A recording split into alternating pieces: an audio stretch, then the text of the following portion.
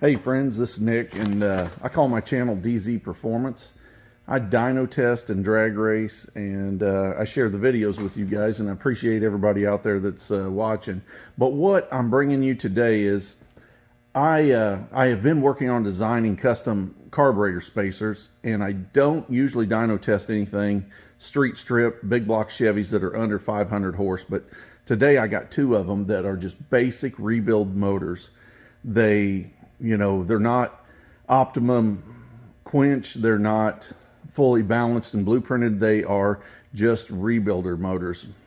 The first one I've got here on my right is a 396 325 horse 67 396 big block Chevy, and then beside it is a 1971 400 small block, and it was a 2-barrel. It has a 4-barrel intake on it now, and the basic re-ring cleanup job that I did on these is rings, bearings, freeze plugs, cam bearings, and lap the valves in. The heads have both been rebuilt at a previous point. Both motors have been bored and rebuilt sometime in the 90s is what the indications that I got.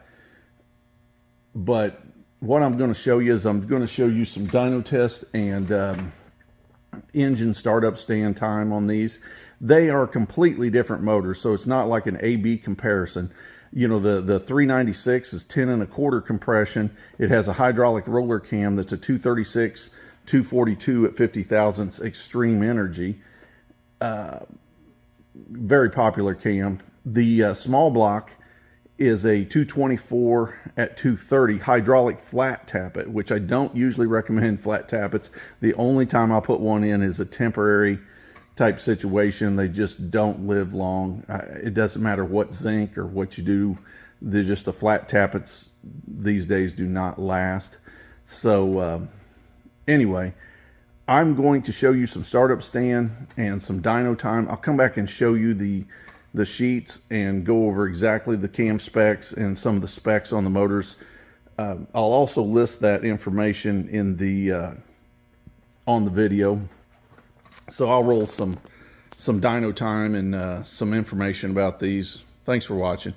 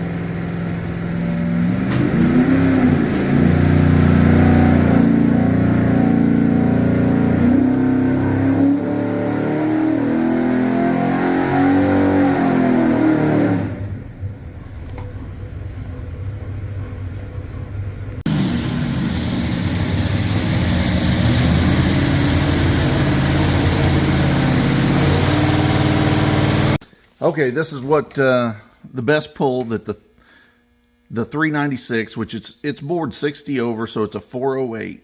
It did 446 horsepower and 465 foot-pounds of torque. The performance modifications in the motor is basic bowl blend, gasket match on the heads, you know, basically 1 hour of porting per head, and the hydraulic roller cam, and it's an Edelbrock RPM intake. It was dyno tested with a 770 Brawler carburetor. It is a vacuum opening secondary carburetor, but we had the secondaries tied open. Now, I said I would go over the cam specs with you, which you could look them up, but I'll tell you what they are. It's an advertised duration of 288 on the intake and 294 on the exhaust. Measured at 50 thousandths, it's 236 on the intake and 224 on the exhaust. It's a valve lift of a 520 intake and a 540 on the exhaust with a lobe separation angle of 110. Now, the small block, the reason I believe this motor peaks so low, I'm looking at it, I think it peaked at 4,500 RPMs approximately, is these 2-barrel heads. And I didn't even spend the time to paint them. They've got a coated WD-40 on them. They'll probably be taken off by the next owner, or, you know, myself, I don't know. But I've never dyno tested on 2-barrel heads. That's a 150 exhaust valve, and the intake valve, I believe, is a 172. I did invest the time of gasket matching and bowl blending the heads with a little bit of porting work, which was, you know, on these heads was probably only a couple horses, not much.